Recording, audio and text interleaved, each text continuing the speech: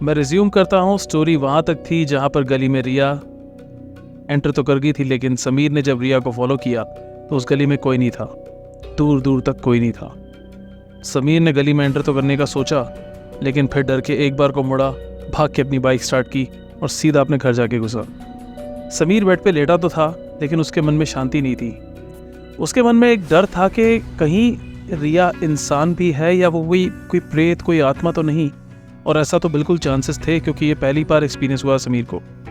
समीर के मन में आया कि ये मेरे साथ हो रहा है, रिया ने सिर्फ मेरे साथ किया, किसी और के साथ भी किया हो सकता है। समीर बहुत बेचैन था, पसीने में लथपथ लेटा हुआ था। तंग आके उसके पास रहा ना गया तो उसने उठा के रिया को एक फ़ोन मिलाया। अब रिया को फ़ोन मिलाया, रिया ने फ़ोन उठाया। समीर और डर गया कि रिया ने फ़ोन उठा कैसे लिया। उसे लगा था कि रिया का फ़ोन भी नहीं मिलेगा और कोई उठाएगा भी नहीं। रिया ने फ़ोन उठाया। समीर ने पूछा, कैसी हो, ठीक हो? रिया ने बोला, हाँ बिल्कुल ठीक हूँ, सो रही थी, तुमने उठा दिया। उसकी आवाज़ में नींद नहीं थी, लेकिन फिर भी उसने ऐसा बोला तो समीर के मन में और अशांति सी बनी कि बात क्या है।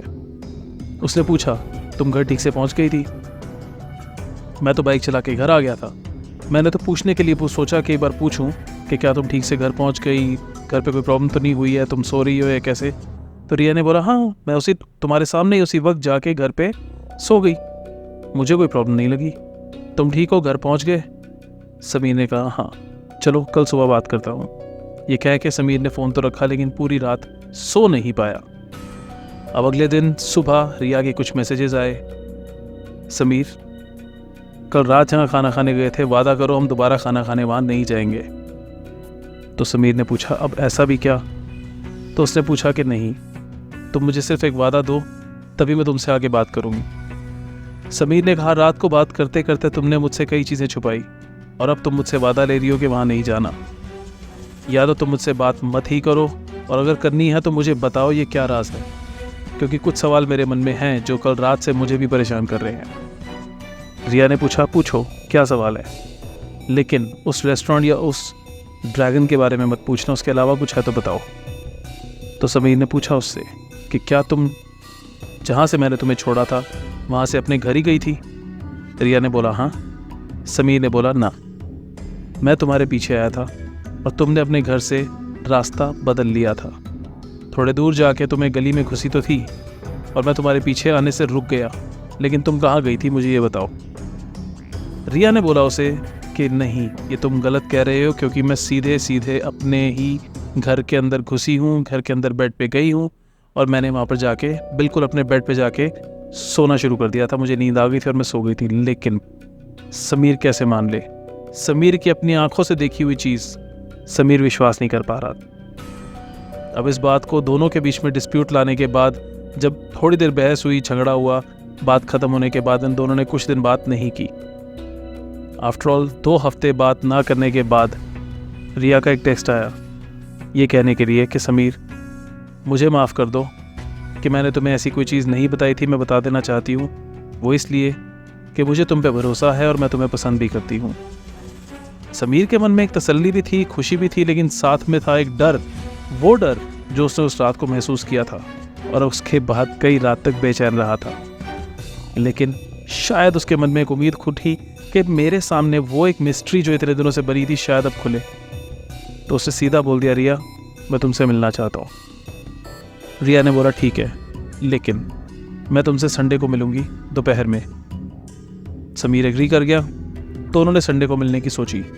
अब दोपहर में मिले, एक कैफ़े में बैठ के दोनों कॉफ़ी पी रहे थे, बातें हुई, सब तुम कैसे हो, तुम कैसी हो, ये बातें करने के बाद समीर ने सवाल पूछ ही लिया कि हाँ, तुमने मुझसे कहा था कि तुम मुझे जवाब दोगी, अब बताओ कि बात क्या है। रिया के मन में अचानक से एक शंका उठी और अचानक से रिया हल्का सा कांपने लग गई। ये देख के समीर थोड़ा सा हैरान हुआ, थोड़ा सा परेशान हुआ कि फिर से सिर्फ एक जिक्र पर इस लड़की के दोबारा से बिल्कुल ढंग बदल गए हैं, बिल्कुल इसके रिएक्शंस बदल गए हैं, बात क्या है। अब यहाँ से रिया ने अपने बचपन की एक बात बताई, ऐसी बात जो रिया के अंदर ठहर गई थी। बचपन में रिया के फादर, मदर, उसकी फैमिली एक बार उसे चाइना लेके गए थे। चाइना में किसी एक ऐसे टेम्पल में जहाँ पर कि वाकई में कुछ एक्सपीरियंसेस ऐसे रहे रिया के जिनसे डरे जा रही थी। बचपन से ही डर मन में बैठा हुआ था, तो रिया कहीं ना कहीं डर जाती थी। लेकिन डर की वजह कुछ नहीं थी, बस रिया को ऐसा लगता था कि उसने उस टेम्पल्स में कुछ ऐसी शक्लें देखी थी जिनसे रिया डर जाया करती थी। तो समीर ने पूछा कि सिर्फ इन शक्लों से क्यों डर लगता है?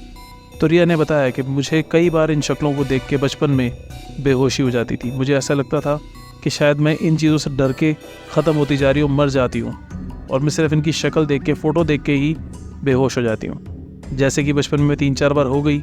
अब बड़े होने के बाद मैं बेहोश तो नहीं होती, लेकिन फिर भी मुझे ऐसा लगता है कि मुझे इनसे एक अचानक सी घिन आती है, एक अजीब सी कोई ऐसी फीलिंग आती है जिनसे वो बर्दाश्त नहीं कर पाती। एक डर सा उत्पन्न होता है कि वो खुद को संभाल नहीं पाती, पर वो इसके बारे में जानती भी नहीं है, ना बात कर सकती है।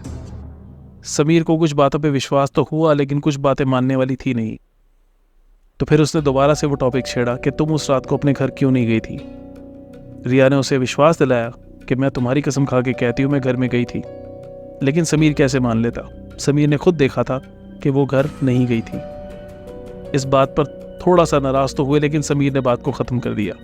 ना रिया ने इस बात को ध्यान दिया। कोई बात नहीं। बात करते करते इन दोनों ने फिर डिसाइड किया कि चलो एक मूवी देखने जाते हैं। मूवी देखते देखते शाम हुई। शाम होने के बाद कुछ अंधेरा हुआ। समीर ने रिया को बोला, क्या मैं तुम्हें अब घर छोड़ दूँ? तो रिया ने बोला, हाँ, तुम मुझे घर छोड़ दो, और जब तक मैं घर में ना जाऊँ तुम मुझे देख लेना, लेकिन मेरे घर से थोड़ा दूर ही रहना। समीर मान गया। फिर घर के बाहर गए। समीर ने रिया को ड्रॉप किया। रिया ने घर के अंदर एंटर करने से पहले मुड़ के समीर को एक हल्की सी स्माइल दी, गुड बाय किया, और वापस मुड़ के जैसी घर में जाने लगी, दोबारा घर का दरवाज़ा खोलते खोलते वो वहाँ से मुड़ी, दोबारा राइट लिया, दोबारा उस गली की तरफ गई। इस बार समीर फिर हैरान था, फिर परेशान था। उसने फिर से पीछा किया। इस बार गली सुनसान तो नहीं थी, क्राउडेड थी।